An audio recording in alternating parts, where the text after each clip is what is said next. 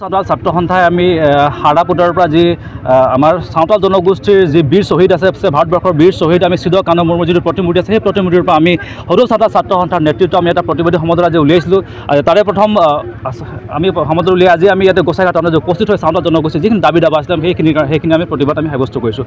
ইয়াতে প্ৰথম কথা হ'ল আমি যিহেতু প্ৰথম কথা আমি ক'বই লাগিব যে যোৱা 19 ছেপ্টেম্বৰ তাৰিখৰ পৰা যেতিয়া অসমত জুবিন দা আমাৰ মাজৰ পৰা নাইকিয়া হৈ গ'ল, হেৰাই গ'ল, আমি সেই জুবিন দাৰ ন্যায়ৰ কাৰণে আমি আজি তাতে দাবী সাব্যস্ত কৰিলোঁ যে জুবিন দাৰ যিটো ন্যায় প্ৰক্ৰিয়া চলি আছে, জুবিন দাৰ যি তদন্ত কৰি আছে সেই তদন্ত প্ৰক্ৰিয়া যাতে কোনো পানী নহৰা হ'ব লাগিব, যাতে জুবিন দাই প্ৰকৃত ন্যায় পাওক সেই আমি আশা কৰিছোঁ।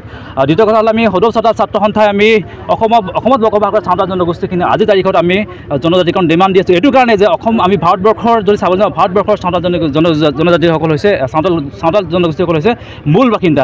সেই ছাঁওতাল জনগোষ্ঠীসকল আজি তাৰিখত অসমত বসবাস কৰা ছাঁওতাল জনগোষ্ঠী আজি জনজাতিকৰণৰ পৰা মৌলিক অধিকাৰৰ পৰা আজি বঞ্চিত। আমি ছাঁওতাল ছাত্ৰ সন্থাই আজি আচৰিত হওঁ যে অসম চৰকাৰে আজি ছাঁওতাল জনগোষ্ঠী কিয় প্ৰতাৰণা কৰি আছে। আমি অসম চৰকাৰে আজি এই মঞ্চৰ পৰা আমি প্ৰশ্ন সুধিব বিচাৰিছোঁ যে অসমত বসবাস কৰা ছাঁওতাল জনগোষ্ঠীৰ কাৰণে কিহৰ কাৰণে আপোনালোকে জনজাতিকৰণ দিয়া নাই।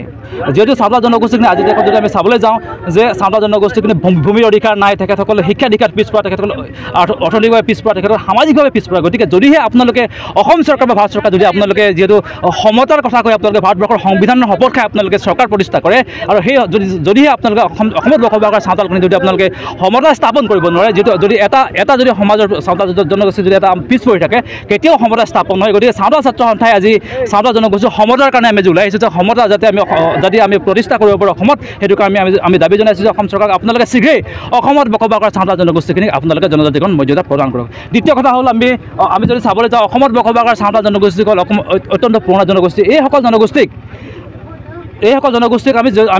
আমি দেখিবলৈ পাইছোঁ যে চৰকাৰে বিভিন্ন ধৰণে চলে বলে কৌশলে এই জনগোষ্ঠীখিনিক আজি চাহ জনগোষ্ঠী হিচাপে চিনাক্তকৰণ কৰিছে। গতিকে চাহ জনগোষ্ঠী যেতিয়া চিনাক্তকৰণ কৰাৰ লগে লগে ছাঁওতাল জনগোষ্ঠীৰ যিটো ভাষা সংস্কৃতি কলা কৃষ্টি সকলো বিলুপ্ত হৈ গৈছে।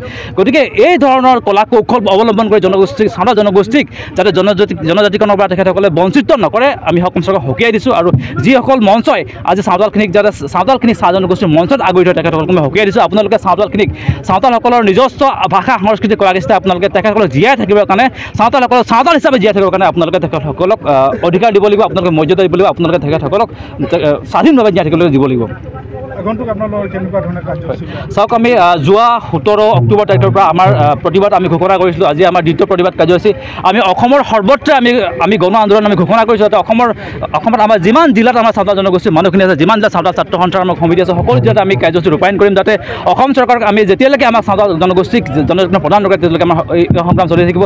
আৰু আমি অসম চৰকাৰক আহ্বান জনাইছোঁ আপুনি শীঘ্ৰেই অসমত বসবাস কৰা ছাঁওতালসকলক আপুনি চিনাক্ত কৰি যিহেতু চিনাক্ত কৰি তেখেতসকলক আপোনালোকে জানে তেখেতসকলে একো নাই, যদি আপোনালোকে দিব বিচাৰে ছাঁওতাল জনগোষ্ঠী জীয়াই ৰাখিব বিচাৰে আপোনালোকে চিধা কথা তেখেতসকলক জনজাতিকৰণ মৰ্যাদা প্ৰদান কৰক, নহ'লে অনাগত দিনত ছাঁওতাল ছাত্ৰ সন্থাই কিন্তু ইয়াৰ উচিত প্ৰত্যুত্তৰ দিবলৈ সাজু আছে। হয়, মই সদৌ ছাঁওতাল ছাত্ৰ সন্থাৰ জেনেৰেল ছেক্ৰেটাৰী দীপাংকৰ হেমন।